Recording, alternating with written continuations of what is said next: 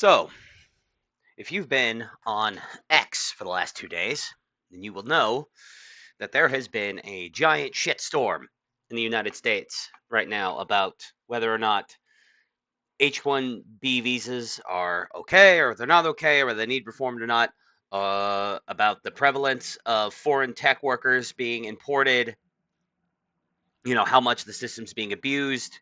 Pretty much all these things have been going on. And I would just like to take the time to go over what the leaders of the MAGA movement, Donald Trump and his heir apparent JD Vance, have said on the topic in the past. But before I do that, I just kind of want to get my thoughts out there on it. So, for starters, I'm not anti-immigration, like at all. I don't have a problem with people from other countries seeing our country and going, "Yeah, I want to live there. I want to be a part of that." But like that's but the problem is that's not what a lot of H-1B visa applicants want. They don't actually want to become Americans. They want to turn America into their country, into the country they're leaving. There's a lot of abuse of the system. The H-1B system is sold to us as for high-skilled, specifically skilled laborers, when in reality it's being used by entry-level and low-skilled laborers, and then they're using this as a jumping-off point to chain migrate their whole family, who will end up being welfare dependents. So it's driving down wages, it's taking up jobs that should be going to Americans, and it's flooding all the welfare programs. So like I think the H-1B visa should probably just be done away with altogether, and we can focus on using the 01 visa instead, and other visas um, for foreigners with incredibly high levels of skill. No criminal records. We should prioritize for people who can already speak English. So I'm not anti-immigration at all, but I actually it is one of the rare instances where I actually do see both sides of this argument pretty, I think, pretty fairly. Um, I, like many, think that we don't need to flood the American lower and middle class with millions of Indians who can't speak English. And if there is a qualified American citizen for a tech job, then it should go to him first rather than an H-1B visa recipient. So, like I said, not anti-immigration, but we do need to cap it. We need to clamp down on it. The cap needs to be low. We need to focus on deporting the illegals that we have currently, both illegal border crossers as well as overstayed visas, get them all out of the country. We need to focus on these things. I'm actually okay with like a 10-year moratorium on immigration until we get things together. I've said that on X. I've said it in personal conversations that I've had with people. So I'm not completely unsympathetic to either side of this argument. I see the need for some, not a massive amount, but I do see the need for some foreign labor. But again, I don't want we could outsource a lot of these jobs to the people. If we need to outsource jobs, we can outsource them to the jobs, and they can stay in their countries. Like there's remote work now. Like if you need someone to write code for you, you don't need to move him and his brother and his cousin and his cousin's wife and all of their kids. Like they don't all need to come and live here in the United States. You could outsource. You could pay them to write the code and they can stay in India if that's actually what they're doing. But again, if you followed the discussion on X, and a lot of the H-1B applicant roles have been kind of like screen capped and shown out there, and you'd be shocked by how many like entry level people are being brought in, which is the problem that Elon is currently running into. Why the MAGA base is kind of mad at him right now is because he's insisting that the H-1B system is only used for high skill, high intelligent people, when in reality it's being used by like entry level coders and shit like that. The exact types of jobs that should go to young Americans who are fresh out of college. It's also come out that apparently Elon doesn't pay people very well, so he should probably get that together, get that straightened out and stuff. shout out to Laura Loomer for kind of pointing that out, because I'm a fan of Elon Musk and I'm not turning on him the same way other people are over this. I think he's wrong on this issue. I think he's pretty. He's got the wrong, like. I think he's got the wrong idea here. Uh, and if I'm being as charitable to Elon Musk as I possibly can be, I think he's trying to say that even if every single qualified American has a job in the tech field in America, it still doesn't meet the demand, and we would still need to import foreign laborers, particularly Indians. That's the big thing. That's the big hobby horse right now has been Indian labor. See, that's another thing. I think if like this is what I think we should do, and then I'll get to reading the stuff. I think we need to do a 10 to 15, maybe even 20-year moratorium on immigration. Maybe not, I don't know. 20 might be too extreme. Let's just say 10. We need a 10-year moratorium on immigration. In those 10 years, we need to secure the border, both north and south. Sorry, Canada, but I think you should get a wall too. Um, there's literally sections of the American Canadian border where you walk across the street and you're in the United States. So yeah. Um, so secure the border, get rid of all the illegals, and again, all of them, not just people who cross the border illegally, but I want overstayed visas, all of them to be gone. And I also want it to completely take race out of the equation, because there's a lot of overstayed visas and illegal border crossings among like Slavs and Eastern Europeans and things like that, and I want them gone too. And Chinese and Japanese people and South Korea, like anybody, literally anyone. If you are here illegally, there's no reconciliation. We're not going to give you another chance. I don't think that you should get a chance to like sort of reapply or resubmit. I just think that's like, oh, you came in on an H-1B visa that was supposed to only last 6 months and you've been here for 3 years. You need to go. It's like, oh, well, I have a job. It's like, I don't care. I don't care what your job is. You didn't follow the rules. You need to get the fuck out. Like I said, during that 10-year moratorium on immigration, we get rid of all those people, something to like 20 to, allegedly as high as 65 million illegals, but we'll see what that number actually shakes out to be. At the end of the 10-year moratorium, which again, after we've kicked out a bunch of these people, then Americans will inevitably fill those jobs, then we can open it back up. Open it back up, have a cap, a yearly cap on how many visas of any kind, not just 0-1 visas. First of all, the H-1B visa needs to go away completely. And we cap all visas. All visas need to just be counted as one big pool, and we need to cap how many visas that we hand out, period. I don't care what kind of visa it is, it needs a cap on it. They all get counted in one pile, and when you've handed out whatever, again, I don't know what an appropriate number should be. Let's just say 50,000 just to keep things simple. Once you've hit 50,000 visas, as in all types of visas, 0-1 visas, H2 visas, all these visas are all counted as one. And then we need to prioritize giving these visas to people from allied countries. So, Canada, Mexico, the UK, Greenland, Iceland, most of the Western European countries, NATO countries, most of East Asia, not most of East Asia, but the big three of East Asia, South Korea, Japan, the Philippines, Taiwan, again, allied countries who have consistently over the decades shown themselves to be as far as I know anyway, an above board and fair player when it comes to dealing with the US. And again, we also need to prioritize that these people are at least conversational in English before we grant them visas. So, that's pretty much my take on the whole thing. But yeah, so JD Vance and Donald Trump both have had some hardline stances against the H-1B system in the past. And to be fair, also to Vivek Ramaswamy, he himself has also been pretty hard on the H-1B system, at least in his rhetoric. He has famously utilized it more than a few times. But Trump also took tax breaks and all these things, and then turned around and said, well, like, this is the system, I have to operate in it. So but if I were to take Vivek Ramaswamy at his word, I think he's better on this issue than Elon, and he's still not perfect. So, but anyway, let's see what JD Vance has to say. Now, JD Vance is an interesting case because, as everybody famously knows, his wife Usha is Indian, and his kids are half Indians. But as far as I know, Usha Vance was born in the United States, doesn't have dual citizenship in India, and neither do his children. So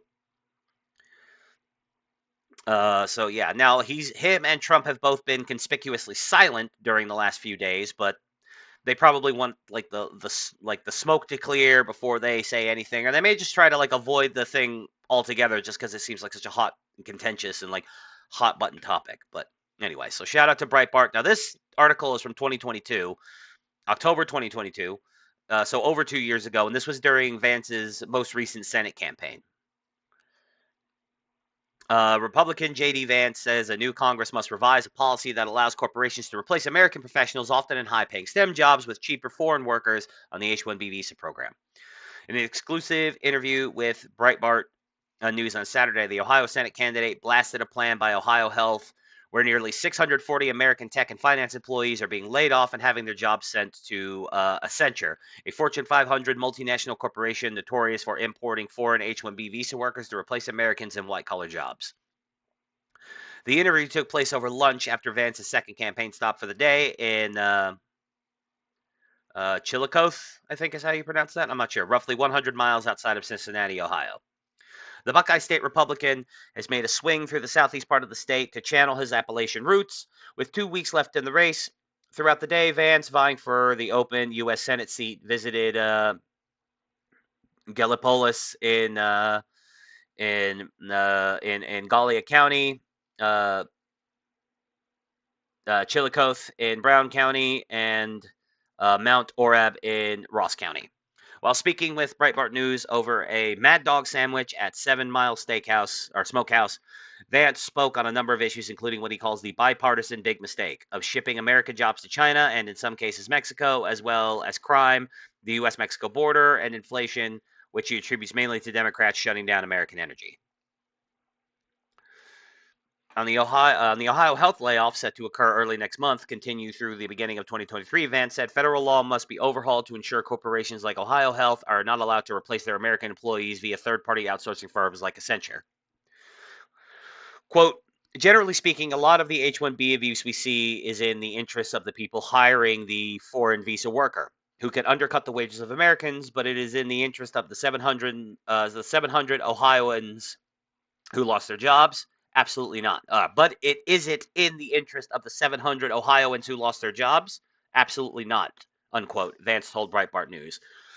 This is one of these issues where you actually need public policy to solve this problem because they're taking advantage of a visa system that's meant to ensure that American companies have workers that they need. It's not meant to undercut the wages of American workers in this country.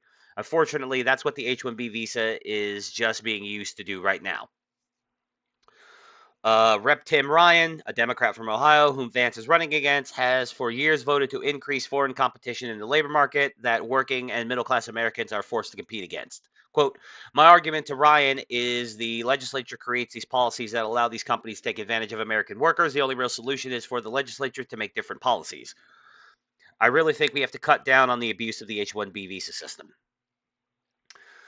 The outsourcing offshoring business model has proven extremely lucrative for Fortune 500 companies like Amazon, Google, Microsoft, Facebook, Apple, JP Morgan Chase, and others, as they often contract with body shop firms like Cognizant, Tata Consulting Services, Infosys, Accenture, IBM, and Capgemini, I'm not sure how you pronounce that, to lay off their American employees and replace them with tens of thousands of foreign H-1B visa workers, primarily from India. So even 2 years ago, and if you look, you can actually find this was like an issue in the 90s. People in the 90s were talking about like the H-1B system is being abused. They're flooding in way too many foreign workers, in particular Indians. And again, now so I don't have like I have been around Indians a lot my whole life, just based on the places that I've lived. And, these Indians don't seem to be H-1B Indians. They seem to be permanent residents. These people come with their own money and then they start or buy out businesses and then they run the businesses themselves. They don't, and you go into these businesses, you see the same people working every day. So it's not like they're constantly cycling out like people. So I don't necessarily have a problem with them. And then there's tons of Indians who are just like Vivek Ramaswamy, who were born here in the United States and who seem to genuinely like to be here, speak English as their first language. So like, but again, if you look at when you mass import Indians straight from India, you have instances like what's happening in England, for instance, where the Pakistanis and Indians are literally brawling with each other in the streets. We can't be having that here in the United States. Accenture, for instance, sought to import more than 3,800 foreign H-1B visa workers this year alone. In 2021, Accenture sought to bring 6,200 foreign HB1 visa workers to the U.S. to take white-collar American jobs. While being laid off, Americans are often forced to train their H-1B visa replacements. If they do not, in most cases, their employer withholds their severance package. There are about 650,000 foreign H-1B visa workers in the U.S. at any given moment. In Ohio alone, firms and corporations, including Cognizant, Tata Consulting Services, Accenture, JP Morgan Chase, were allowed to fill more than 9,700 American white-collar professional jobs with foreign H-1B visa workers this year. Think about this. And this is in Ohio. This isn't in California or New York or down in Florida, where first of all there is always a lot of foreigners in those places. A and B, they're bigger and they have more population. They have bigger populations and things like that. This is in Ohio, where 10,000 Ohio jobs. That's a big fucking deal in Ohio. Vance said, "quote The first principle of national immigration policy ought to be about defending the interests of America and America's workers, rather than corporate special interests. The question when we allow a new person to come to America should be, is this in the interest of the people who live here, or is this the interest of some narrow multinational corporate interest?" Economic Policy Institute research has shown that most corporations importing foreign H-1B visa workers are making significant savings in wages paid by doing so. So yeah, they pay these people significantly less money. That's this is one of the problems that Elon is running into, is people are now seeing the wages he's paying his H-1B visa workers. He himself is massively undercutting American wages by refusing to pay decent wages, not only to Americans, but even to the H-1B people. Which is why you bring in H-1B people in the first place, because you can pay them less. Economic Policy Institute research has shown that most corporations importing foreign H-1B visa workers are making significant savings in wages paid by doing so. Likewise, internal documents from the India-based HCL Technologies body shop firm have detailed how the company grows its profit margins by hiring cheaper foreign H-1B visa workers over American professionals who have worked in the tech industry for years. Yeah, here it is on the screen. If you kind of want to see it, full screen, pause the video. I'm not sure about the quality. Maybe it'll be hard to read. I'm not sure, but I will actually I'll actually, you just watch me copy it. I will go ahead and post this article in the description of this video so you can check this graph out for yourself. Last year, Facebook reached 2 settlements with the federal government after it was sued for discriminating against qualified American professionals and graduates in favor of imported foreign H-1B visa workers. Though Vance is one of only a couple of Republicans to speak on the H-1B visa abuse this election cycle, the GOP-based swing voters and a majority of Americans for years have said U.S. employers should boost wages and offer better benefits to attract Americans for jobs rather than being allowed to import foreign visa workers whenever possible. The latest Rasmussen reports survey on the issue shows that 57% of American adults, 65% of Republicans, and nearly 6 in 10 swing state voters say companies should raise their pay and try harder to recruit Americans for blue-collar and white-collar jobs over the federal government subsidizing them with foreign labor year after year. So yeah, base Breitbart, and again, J.D. Vance seems to understand the problem. Now, you'll talk to some people who who just don't want any foreign labor coming into the country ever in perpetuity. And he's not a person in that camp, and I'm not trying to apply that stand to JD Vance, but a lot of people are kind of taking this issue, this debate that's currently raging on X, although it's kind of pretty much over now, and they're sort of trying to use it to they're using it to try to, as a cudgel, to kind of just beat brown people over the head. Now, as woke as that sounds, if you're on X and you're reading a lot of the replies, not from the big accounts, the big accounts are usually smart enough to not say this shit outright. But there's a lot of the anons, like me. I'm an anon, I admit it. So I am among these, kind of nobody troglodytes, whose opinion is often ignored. But a lot of these people are just straight up saying all foreigners gone, period, end of story. Last night, it didn't trend for very long, but last night, the hashtag deport Vivek started trending. And while a lot of people were probably just sharing it ironically, like they know he's an American citizen and he can't actually be deported, but like when you see the hashtag and some of the things that were attached to the hashtag, it's like a lot of people are just kind of admitting straight up that I don't want anyone who isn't white living in this country and working in this country. So we don't want to be those people, but we do want to preserve what America is and what made America what it is, which is white Europeans. But I think you can do both. I think you can have foreigners living and working inside your country while also having your majority population protected. You can do both. I actually encourage to do basically what JD Vance did and just marry the women and then anglicize the